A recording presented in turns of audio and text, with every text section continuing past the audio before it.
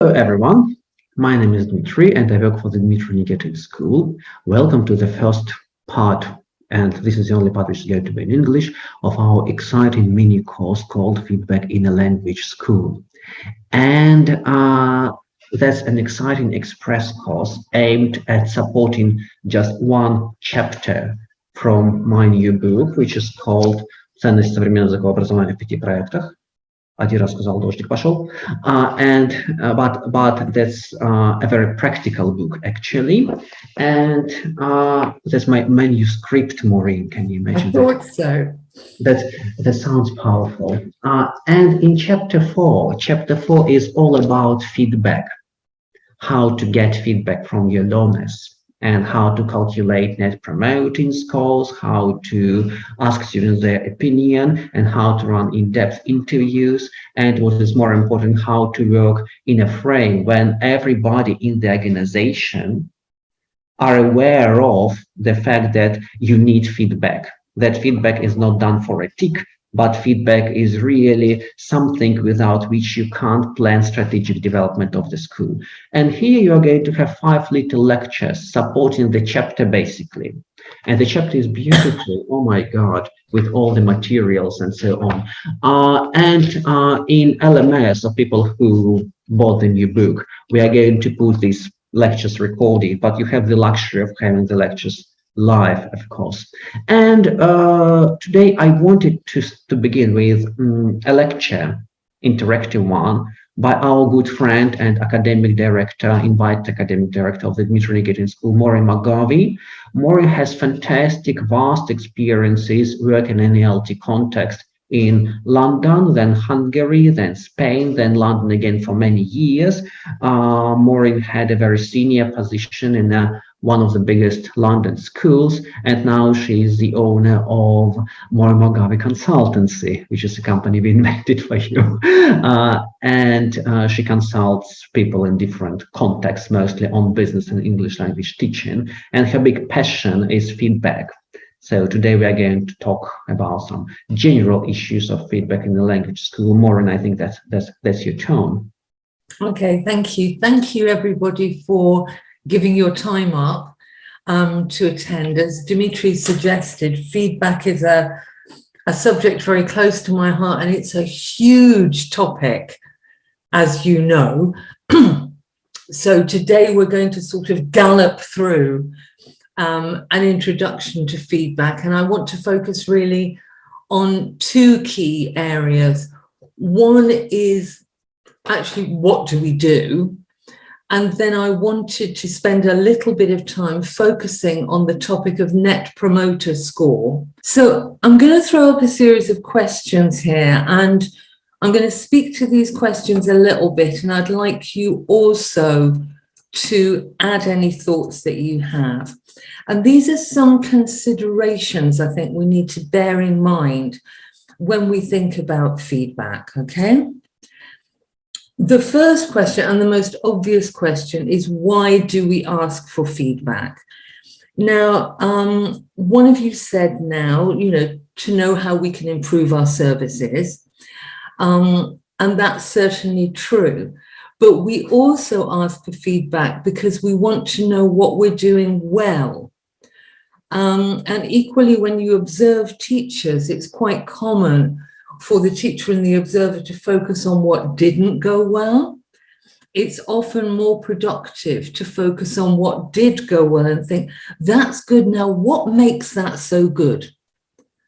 Yeah? So unpicking the positive can help us to, I would say, enhance our services, as well as find out what we could do better. Now, an issue with a lot of feedback systems in what I call LTOs, which is language teaching organizations. The problem with feedback in a lot of LTOs is that it asks very broad questions, or it asks a lot of questions about a lot of different things. So when you're thinking about getting feedback from your clients, when do we ask for feedback? One of you said we ask after each event. Okay, so we get them when their emotions are high, I think, was the wording. Okay, now that's a good idea because that's what we could call hot feedback. Yeah, it's feedback that comes immediately after an event. So it's very reactive, if you like. But sometimes you want to ask feedback that's a little bit more distant. Now, one thing I would say is if you're asking for feedback on any aspect of your services, particularly if you're asking for feedback on academic topics, you want to get feedback on the classes, this is a good thing to do close to the beginning of the term or the course. If you ask for feedback at the end of a course, it's too late to do anything about it. If you ask in the middle of a course, you've still had students who perhaps have been unhappy for the first half of the course. You do have time to rectify it for the second half, but they might still have been unhappy for quite a few weeks. So if you're asking for feedback, you need to ask soon enough for you to act on it and make a difference. Right, how often do we ask for feedback and in what areas? Some of you said twice per year. You do interviews once per year. I'll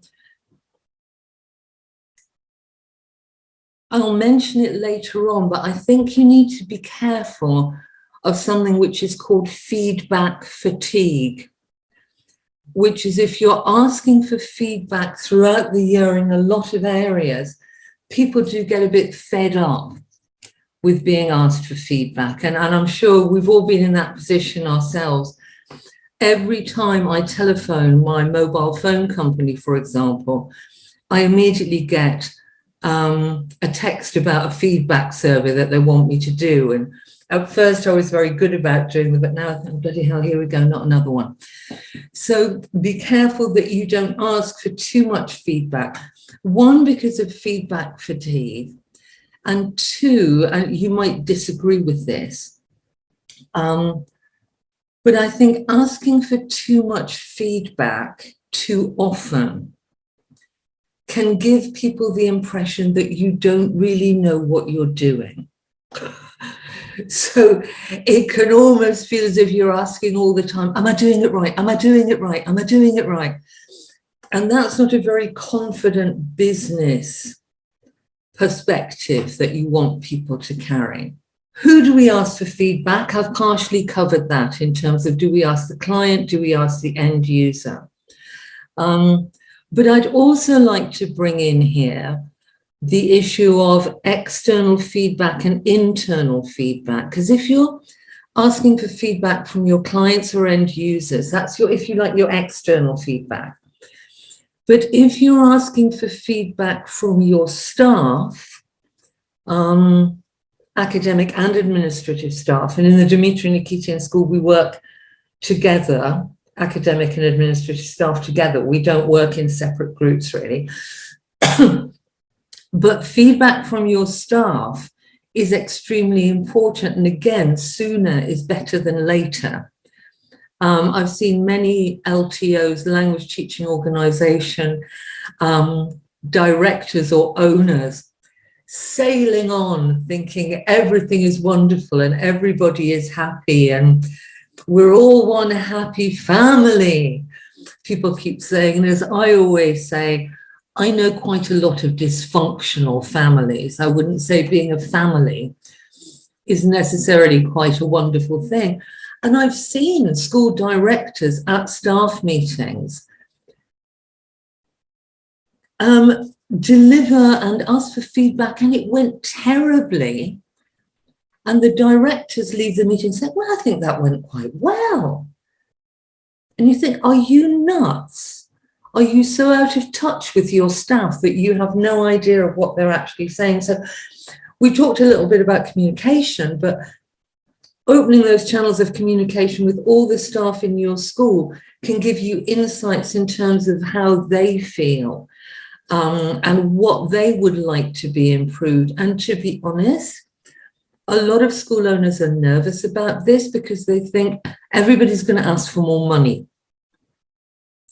And I can't give you any more money. So I'm not going to ask you anything because I can't give you one thing.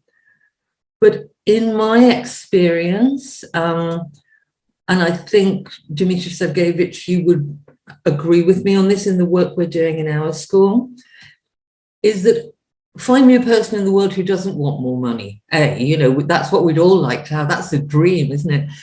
But also what staff want isn't necessarily money. And it's a mistake to think I can just throw money at the problem. Often what people want are quite intangible things like more respect, more understanding, more awareness. So, you know, do consider soliciting as much internal feedback as you do external feedback. There's a very good management writer, a man called Adrian Underhill, who wrote a fascinating article called The Learning School. Dmitry Sergeyevich, I'm not sure if you've got that article. If not, let me know and I'll send you a copy, but I think you probably have. And in that, he said, imagine working in a school that pays as much attention to the needs and development of its staff as it does to the needs and developments of its students. And when I sat and imagined that, I just thought, wow, you know, I want to work there. If I felt that I was as considered as the students in the school. So who do we ask for feedback? That's perhaps a bigger thing to reflect on. And how do we ask for feedback? We've talked here about surveys a little bit. You've talked about interviews. When you say interviews, do you mean group or individual? I mean in-depth interviews, and they are individual interviews. Basically, you are interviewing, well, the suggestion is to interview 5 customers who are with you for many years and still part of your organization, and interview 5 customers who left or who are thinking of leaving, or who are with you but hesitating about your service, and you interview 10 customers altogether, and then you collect some information about it. And we are going to talk about in-depth interviews by the end of the course. Yeah, okay. Another thing that is quite popular is to have, separate from the in-depth interviews that Dmitry Sergeyevich has described, is to have what are called focus groups, where you will get a small group of 4 or 5 people from a similar grouping. So it might be teens, it might be parents of teens, it might be people in a business class, etc. And have 4 or 5 key questions that you ask them and they discuss in the group with someone facilitating it. Now, when I say facilitating it, I don't mean answering the questions. If you ask a question, you get a negative answer, and I'm really not happy with this, this isn't the place for you to start saying, oh, well, we have to do this because, yes, but if you realize how much my teacher costs were, of course I can't do it like that. You're not there to respond, you're simply there to facilitate. And this can also be quite a nice thing to do because you get a kind of cross-section on a much narrower level than the in-depth interviews that Dmitry Sergeyevich described. Okay, before we move on to how we evaluate feedback, anything to say about who we ask for feedback or how do we ask for it? Formal, informal, by this I mean formal is sort of like surveys or in-depth interviews, and informal feedback is, it's what I call having your antennae out, yeah? So it's the kind of comment you overhear in the corridor, or when you're in reception, or one of your admin staff says to you, do you know that's the 3rd person this week that's complained about this, or teachers who pick up something from their students. That's the kind of informal feedback. I don't know if you have this saying, we say it's kind of keeping your finger on the pulse to make sure that you're still alive, sort of thing. But just so that you pick it up informally. But how we evaluate it against how seriously we're going to take everything, because a very common issue is to try and address every aspect of feedback. But you know that we can't do that. So you and your management team might want to look at feedback and prioritize it in terms of A, B, C, or immediate, necessary, nice to do, urgent, nice but too expensive, etc. So you don't get this feedback and think, all right, I have to deal with all of it. What scales do we use? A lot of people use what's called a Likert scale, which asks you to rate something on a scale of 1 to 10 or 1 to 5.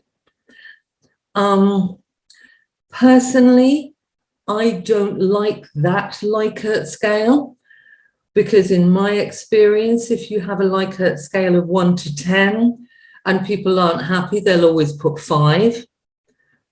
And if you have 1 to 5 and they're not happy, they'll always put 3. So in an attempt to stop people, what we say, sitting on the fence, I would like to have, let's say, 1 to 4. Yeah. So very dissatisfied, somewhat dissatisfied, satisfied, very satisfied. Yeah. And how do we share it? Do we share it with all staff in an open meeting? Do we create a summary document that we share with staff? Do we share it with students? These are things to think about. When I worked for International House in London, our normal course length was 4 weekly. Obviously, students could say for a number of multiples, but normally 4 weekly. And at the end of every 4-week student feedback, that would be collated and put in a document that was sent to all staff. Yeah, so everybody who worked in the school saw the monthly feedback from students. And then once every 3 or 4 months, we would have a general feedback staff meeting where we'd look at that summary and discuss things to look at. I'm going to give you a little bit of data here because I do like a good statistic. On SurveyMonkey data response analysis. SurveyMonkey is really common for doing surveys, but just look at the time spent per question and the survey completion time. This was an eye-opener for me because when I said we often ask too many questions, I think a lot of feedback surveys would maybe have 15, 16 questions. People are taking 7 minutes to do that. That's not a long time. That's how long you wait for a bus. No? Now, obviously, you don't necessarily just want one question, but equally, the more questions you have, the less time people spend on them. And that's a statistical fact. Yeah, so when you're thinking of creating surveys for your clients or your end users, think about how many questions you need to have for that respondent to actually engage adequately with the questions that you're asking. And it would seem to me that between 3 and 10 questions is your optimum number of questions, yeah? I'm going to move on quickly to talk about net promoter scores, okay? Because if you use these, please contribute. If you don't, this is a useful metric for you. Now, it's mainly for non-academic aspects. It's a customer loyalty metric. Yeah? How loyal are your customers to your business? And it's generally regarded as a better indication of loyalty than traditional customer satisfaction surveys. Okay? So what it does, while being very general and being very broad in scope, this is what it does. Here's your key question. How likely is it that you would recommend this company or this school or this language teaching organization to a friend or colleague? Customers rate their answers on a scale from 0 to 10. Even with my dislike of 0 to 10, I need to keep within that scale, okay? And your answers are classified as detractors, passives, and promoters. Okay, and here they are. Just have a little look at that. Okay, obviously we'd all want to have 100% promoters and 0% detractors, but you know, the world isn't like that. So what's the calculation? You take your promoters and you subtract your detractors, and that gives you your net promoter score. So let's say you receive 100%, 100 responses, 10 were 0 to 6, 20 were 7 to 8, and 70 were 9 to 10. You calculate the percentage for each group, and you have to do it by percentages, 10%, 20%, 70% respectively.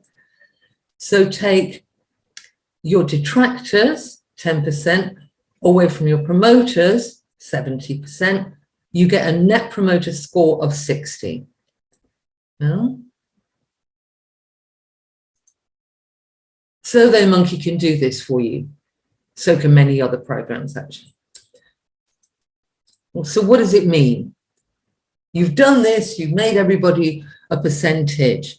Any net promoter score, NPS score above 0 is good. Yeah, it means your audience is more loyal than not loyal. Anything above 20 is favorable.